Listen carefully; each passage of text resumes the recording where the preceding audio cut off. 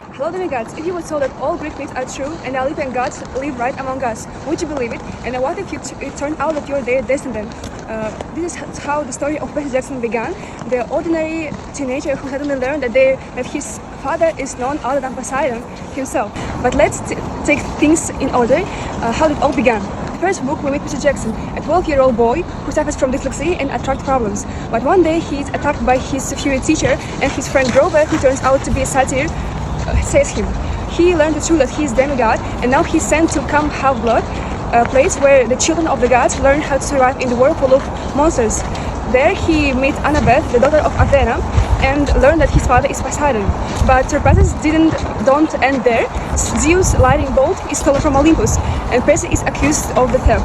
Now he has 10 days to prevent war between the gods, and Percy, along with Grover and Annabeth, goes on an epic journey across the United States, meeting famous monsters like Hydra or Medusa Gargan along the way, because the entrance in Underworld is right in Los Angeles. The most exciting scene is when Percy fights Ares, the god of war. Imagine a young boy with a sword against an ancient god. This shows that Percy is not just a random hero, but a warrior who can stand even the Olympians. From Ares, Percy learns about Hades' helmet and Zeus' lightning bolt. But who was the lightning thief all the time? It turns out that this was Luke Castellan, the valiant and eldest son of Hermes, who pretended to be Percy's real friend. He betrays Camp and serves Cronus, the main antagonist of the books.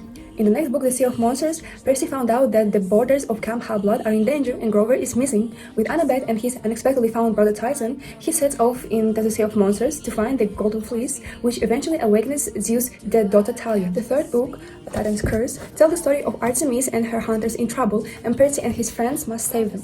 This book introduces new important characters, that is Nico D'Angela and his sister Bianca, the first children of Hades in the series. But the main thread is the Titan Atlas, on whose shoulder firmaments rests, and the army of Cronus.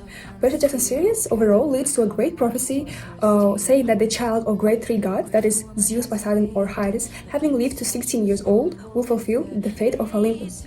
And in the third book, Thalia, the daughter of Zeus, who is 15, decided to become Artemis' immortal assistant, which made Percy, son of Poseidon, the child of the prophecy. We have fourth book, which is about the doll's maid and another betrayal from Luke. But the last, fifth book, reveals the ancient prophecy. In it, Cronus, having possessed Luke's body, attacks Manhattan with a 1,000-strong army of demons and monsters. Therefore, Percy have to take charge of city's defense with only 40 demigods, several hundreds of Artemis, and several forest dwellers. However, they achieve victory. So, what did that great prophecy that everyone feared mean?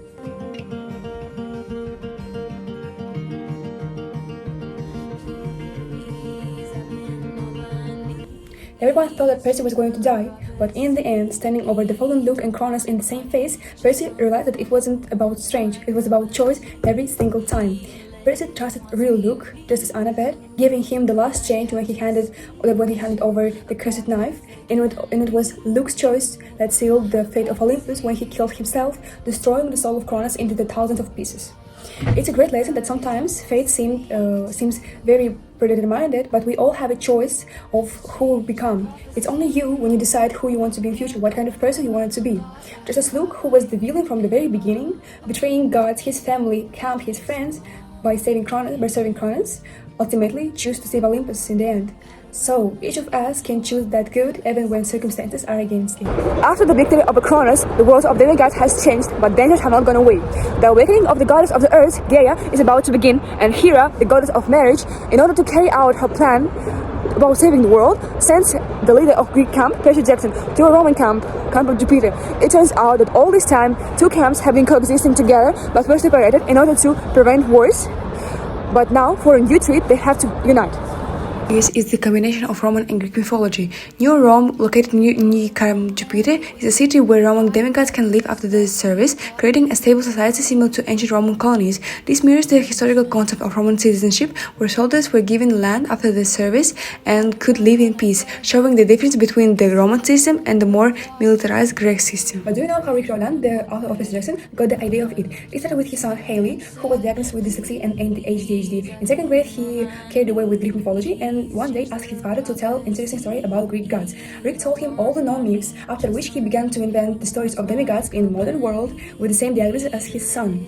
In the real world, all half-bloods have dyslexia and ADHD because they need to be constantly on move to survive, and their inability to concentrate on one thing actually means that their attention is on everything at the same time to notice any danger. The difficulty reading is due to their brain being programmed on the ancient Greek, not rather than English. And Percy's full name is Perseus, one of few heroes from mythology who lived to old age with beloved wife. And Percy's mother Sally named the son after the hero.